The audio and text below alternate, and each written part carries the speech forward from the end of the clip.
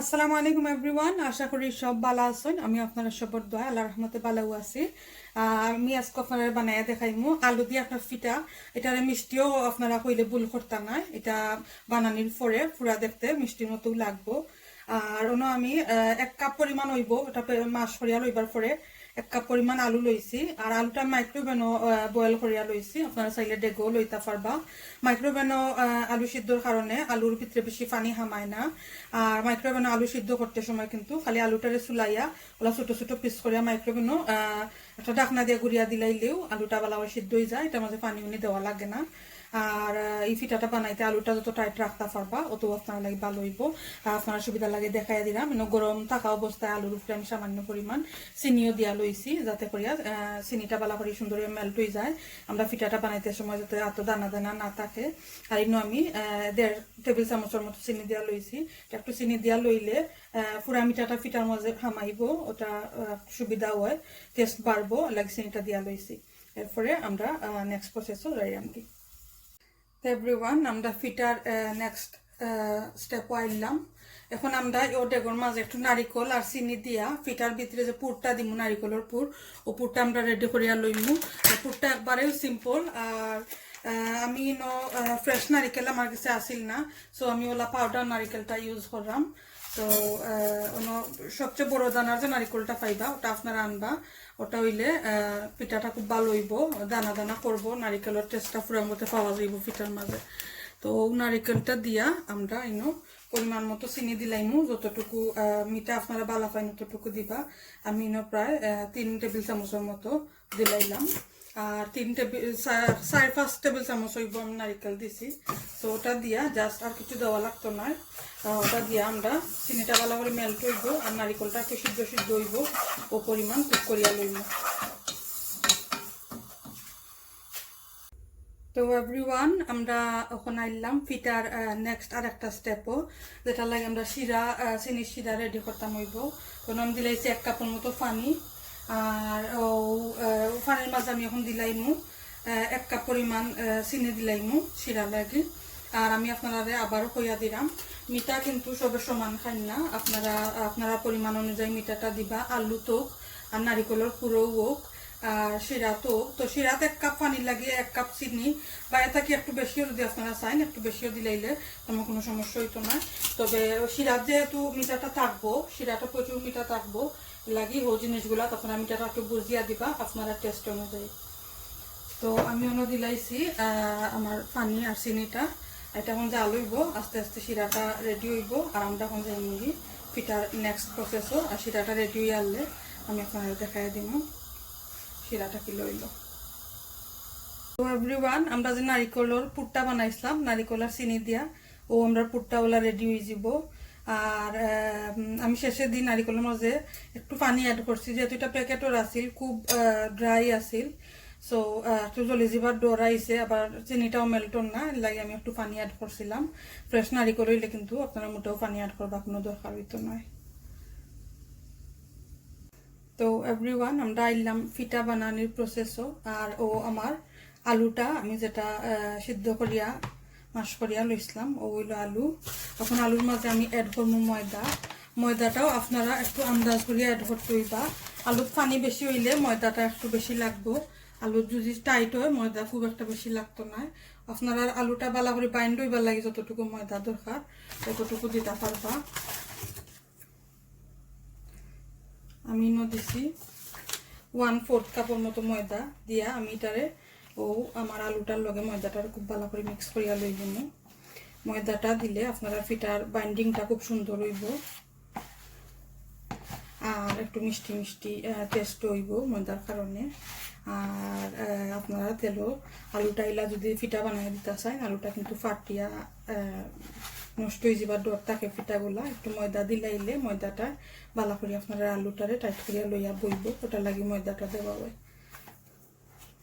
তো আমরা মিক্স করিয়া লইলিম ময়দাটা, আর খুব ভালো করে মিক্স করবা। আর আলুটা যে সময় আপনারা ম্যাশ করবা বা চটকাইবা, এটা খুব ভালো করে খেয়াল রাখা লাগবে আলুর মাঝে কোনো লাম্পস বা কোনো যাতে না থাকে, ওলা একবারে স্মুথ হইতে হইবা আলুটা। মানে কিন্তু ফিটার মাঝে যদি এই লাম্পসগুলো আইও, ফিটা কিন্তু তেল দিবার পরে ফাটি যাবার ডরটা থাকে।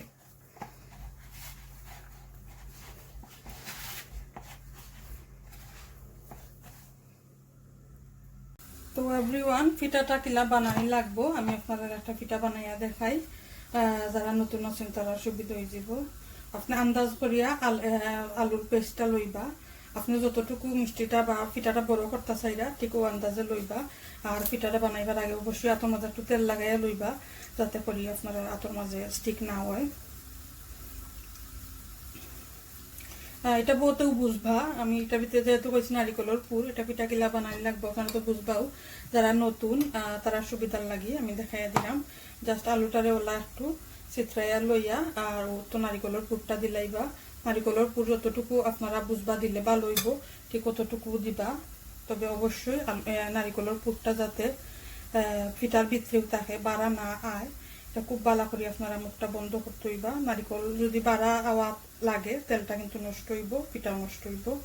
তো খুব বালা করি মুখটা ওলা বন্ধ করিয়া দিতে হইবা। এরপরে আপনারা এটারে ওলা হাত লইয়া পিঠাটা শেপ ধরাইয়া দিলাইবা।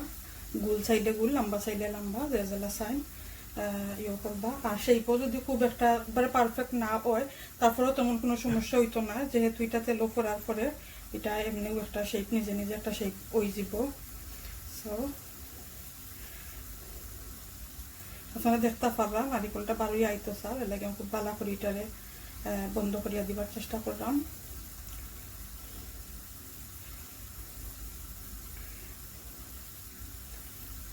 তো হয়ে গেল, আপনারা যে শেপ চাইন ও শেপ বানাইতে পারবা, কোনো সমস্যা নাই। হয়ে গেল পিঠা রেডি। বলে আমরা আর একটা পিঠা বানাইমু, বানানোর পরে আপনারা বাজার দেখাইয়া দিব। তো এভরিওয়ান, আপনারা দেখতে পাররা আমার শিরাটাও খুব ভালো করে বলো ফুটে গেছে। আর শিরাটা একদম পারফেক্টলি রেডি হয়ে গেছে। এখন আমি শিরাটা নামাই লিমু। আর আপনার সুবিধার্থে শিরার ঘনত্বটা কইয়া দিলাম। এটা একটার পরিমাণ গণ হইব, মানে আপনারা আঙ্গুলো লইবা পরে যদি দেখুন যে একটা তার ওর, আপনারা ওলা আঙ্গুলো লইবা পরে যদি দেখুন ওলা একটার ওর অন্য ও পরিমাণ গণ হইলে হইব। বা এটা কিন্তু একটু কমও একটু পাতলাও থাকে, তেমন কোনো সমস্যা হইতো না। হইলে শিরাটা আপনারা অবশ্যই খুব বেশি ঘন করবা না, খুব বেশি ঘন করলে পিঠাটা কিন্তু ভালো হইতো না। হয়ে গেল আমরা শিরা রেডি। তো এভরিওয়ান, আমরা একটা পানো লই নিলাম তেল পিঠাটা বাজার লাগি। আর এই তেলটা খুব বেশি গরম করিয়া আমরা পিঠাটা দিতাম না, কিছু গরম হয়ে আলে আস্তে আস্তে পিঠাটা দিম। আর পিঠাটা অবশ্যই আপনারা মিডিয়াম হিটে বাজতে হইবা, ফুল হিটে বাজবা না। মিডিয়াম হিটে আস্তে আস্তে করে সুন্দর করে ধৈর্য সই থাকি বাজিয়া লইবা, এতে করে পিঠাটা সুন্দর হইব। আর বাজাটা সুন্দর হইলে আপনারা পিঠাটা খাইতেও কিন্তু ভালো হইব। ফুল হিটে বাজলে প্রথমে খুব বেশি লাল হয়ে যাব, কিন্তু ভিতরটা খুব বেশি করে হইতো না। সো ওর লাগে হইয়া দিলাম। আর আপনারা দেখরা আমি দুই শেপে বানাইছি পিঠাগুলা, আপনারা দেখার সুবিধার্থে বোঝার সুবিধার্থে। সো শেপ আপনারা যে কোনোটা দেন, জিনিস একটাও ভিতরে নারিকেলের পুরটা যাতে বারোই আয় না। সো ওটাও একটু বেশি খেয়াল করবার বিষয়। আদারওয়াইজ আপনারা যে কোনো ধরনের শেপ দিয়া পিঠা বানাইতে পারবা, সমস্যা নাই। আর আমি তেলটা এখনো ফুল হিটও রয়েছে। যখন আমি দেখবো প্রপারলি পিঠাটা হয়ে যাক, তখন আমি আস্তে আস্তে হিটটা মিডিয়ামও নিমু দিই। তো দেখতে পারবে আপনারা ববল উঠে, দ্যাট মিনস তেলটা এখন পুরা গরম। তখন আমরা মিডিয়াম হিটর দিয়া আস্তে আস্তে পিঠাগুলা ভাজিয়া লইমু। আবার খুব স্লো করবো না, খুব স্লো করলে পিঠাটা ক্রাঞ্চি বা একটু মশমশা টাইপের হইতো না। পিঠাটা যদিও মশমশা করে আমরা বাজমু, সেটা দিবার পরে তো অবশ্যই মশমশা থাকতো না, কিন্তু টেস্টটা ভালো হইব।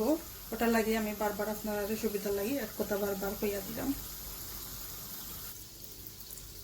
এভরিওয়ান, আপনারা আশা করি দেখতে পাররা আমার পিঠাগুলা কিন্তু খুব সুন্দর একবার হান্দেশর মতো ফুলছে। ওটা আমি একটা ফুলি আপনারা দেখাইলাম। পিঠাটা তো দিতে সময় আপনারা দেখছেন কতটুকু ফ্ল্যাট আছিল। আর এটা আস্তে আস্তেও তেলে ভাজার পরে ওলা ফুলি যাব। আর পিঠাটা ফুললে আপনারা বুঝতে পারবা যে পিঠার ভিতর মানে তাকি পিঠাটা কিন্তু খুব পারফেক্টলি বাজা। ওর আপনারা ওলা ফুলা দেখলেও আপনারা বুঝতে পারবা যে আপনারা জিনিসটা পারফেক্টলি চলে। আর পিঠাটা আমি যেটা কইছিলাম ওলা মিডিয়াম হিটর দিয়ে এখনো বাজরাম।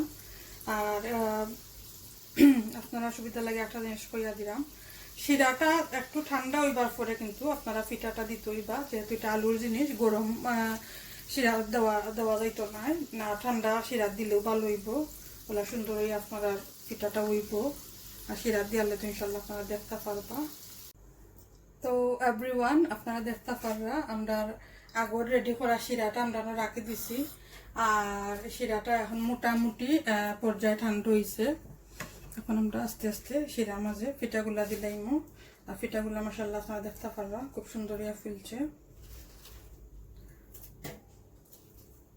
আর এই পিঠাটা ফুলাইবার লাগে আপনারা কোনো ধরনের বেকিং পাউডার বা এই ধরনের কোনো জিনিস ইউজ করবার কোনো দরকার নাই এটা ময়দার কারণে এমনিতেই ফুলে যাব আর যদি পিঠাটা কোনো সময় নাও ফুলে ফয়লা অবস্থায় যদি কোনো মিস্টেক করেন আর ফুলে না আপনারা ওয়ারি ডইবা না এটার লাগি আমরা একটা চর্চার ব্যাপার সব আস্তে আস্তে করতে করতে এমনি আপনারা রইব তবে আমি যেটা দেখাই দিছি সেম প্রসেস যদি আপনারা ফলো করেন তো অবশ্যই আপনারা পিঠা সুন্দর রইব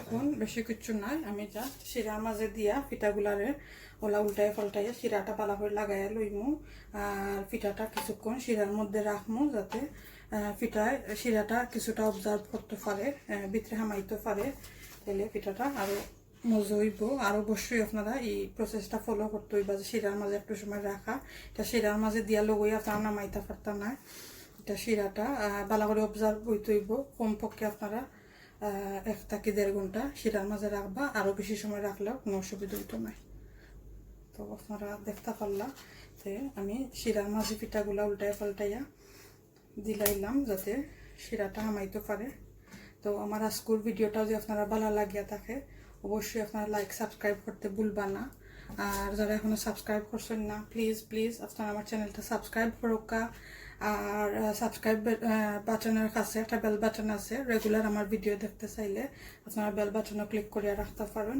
আর আপনারা আমার ভিডিওগুলো যে কোনো সোশ্যাল মিডিয়া থেকে আপনারা মানুষের লগে শেয়ার করতে পারেন এতে করিয়া আমার তানজিলা কুকস চ্যানেলটা আপনারা তানজিলা কুকস চ্যানেলটা বড় হইতে আর একটু সাহায্য হইব তো আশা করি আমার ভিডিওটা আজকে আপনাদের ভালো লাগবো আর সব ভালো থাকুকা সুস্থ থাকুকা তানজিলা কুকসের লগেও থাকুকা আল্লাহ হাফেজ